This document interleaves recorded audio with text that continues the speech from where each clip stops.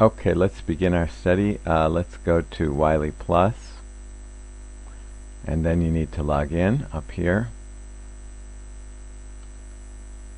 And after you log in here, you might see something like this. And we're going to go through some of the text now. So there are 15 chapters here. Then there's Appendix A, B, and C. We probably won't get to go through all of these chapters. So let's see, what are the appendices? Let's just check. Sample surveys, sampling techniques, and design of experiments. So this has to do with so statistics is kind of about analyzing data, collecting data, analyzing data. But we're going to focus on analyzing it, and we're not going to spend too much time on collecting it, although that's very important. And there's a lot of science around even collecting the data, how to collect it, how to collect a good sample of data. But we don't have time to do that in this class. But that's what Appendix A is about. Let's just see what it says. So, sources of data, sample surveys, and sampling techniques. Sampling techniques means how to collect the data. And sometimes you need to, your data will come from an experiment as opposed to like questionnaires. You might have an experiment where, for example, if you're doing medical research, pardon me, medical research, you would do experiments. So how do you design those experiments so that the data that you collect will be useful and valid and so on? Okay, anyway, that's that.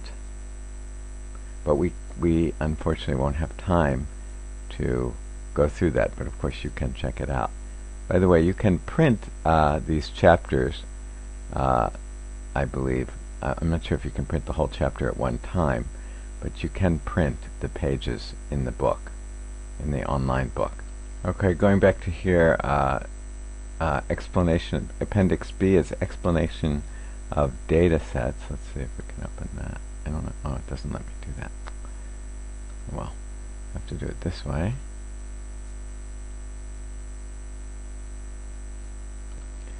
So I guess this is some of the data that is available and some explanation of that data.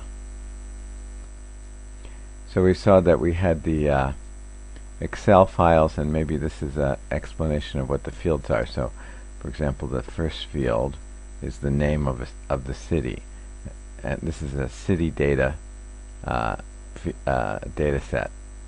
And the second field is the price of a T-bone steak per pound. So it's the price of steak per pound. Price of sausage per pound.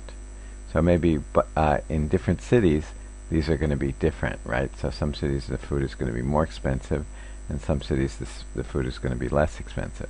And the price of milk. So in some cities it's going to be more expensive and less expensive. So this is some kind of data set concerning price, maybe cost of living in different cities. Okay. Okay, so we have that.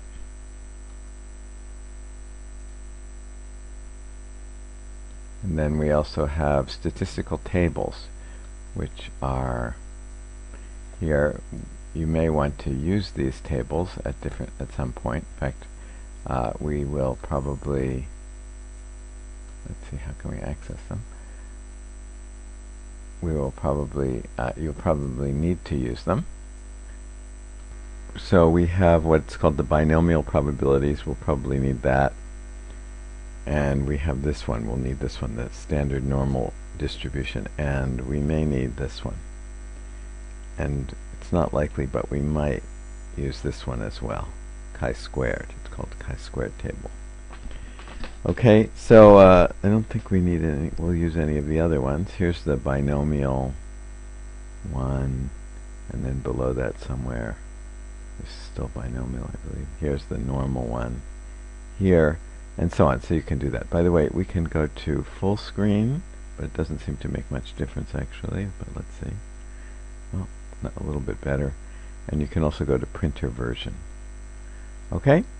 Alright, so let's go to chapter 1. And let's go to what is statistics.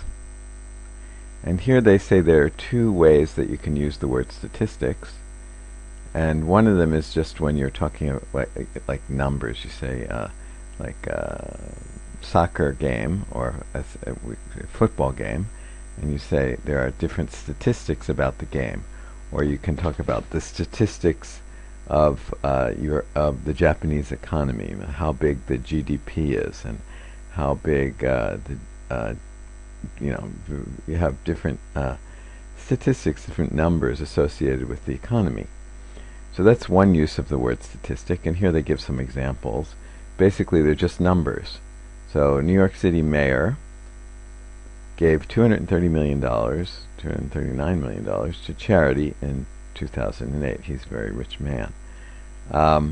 According to the Centers for Disease Control and Prevention, flu costs the United States about $87 billion a year in terms of direct medical costs, loss of life, and reduced quality of life. So this 87 billion is, we might say that's a statistic about the cost of the flu. And we might say this is a statistic as well. So statistics can just be numbers. Okay? But there's a second meaning for the word statistic. Let me make this a little bit bigger here. The second meaning of statistics refers to the field or discipline of study. So in other words, we're studying statistics. So that's another use of the word statistics.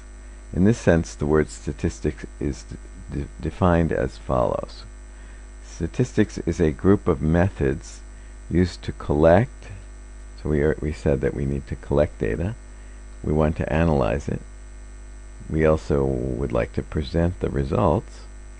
And we want to interpret the data as well. And usually we can say that the reason we do all of this is to make decisions.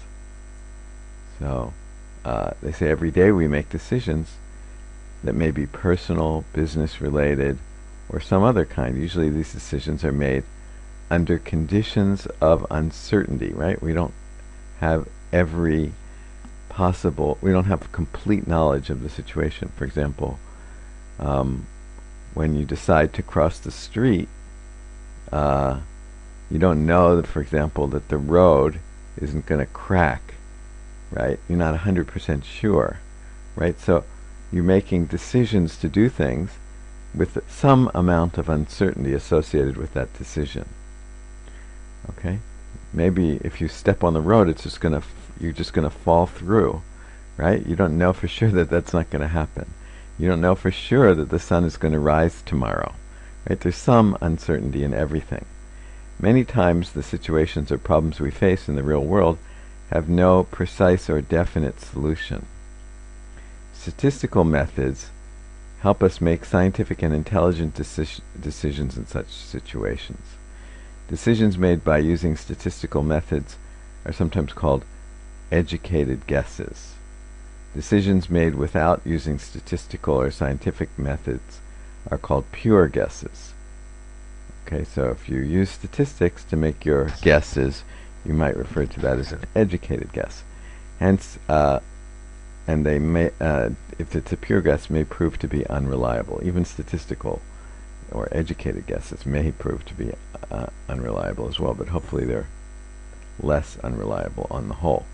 For example, opening a large store, right? You might want to start a store. You might be be the company Costco, which is a big company, and they opened some stores in Japan. But the question is where to open them, and I don't think that they would open them in an area without assessing the need for it, and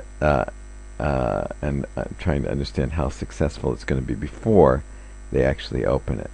So they're going to do studies, and that's going to involve statistics.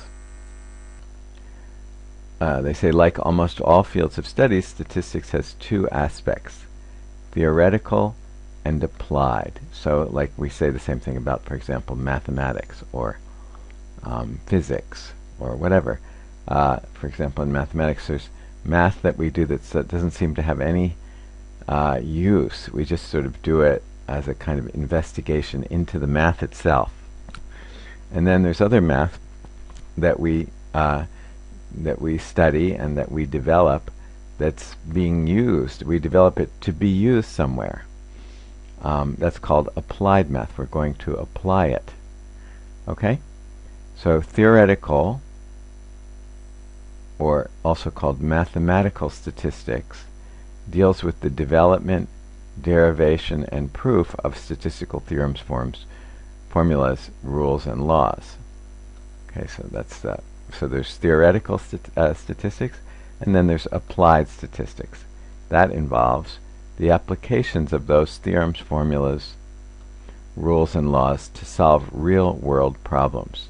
This text is concerned with applied statistics, not with theoretical statistics. By the time you finish studying this book, you will have learned how to think statistically and how to make educated guesses.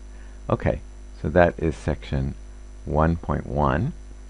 Let's go on to section 1.2 in the next video.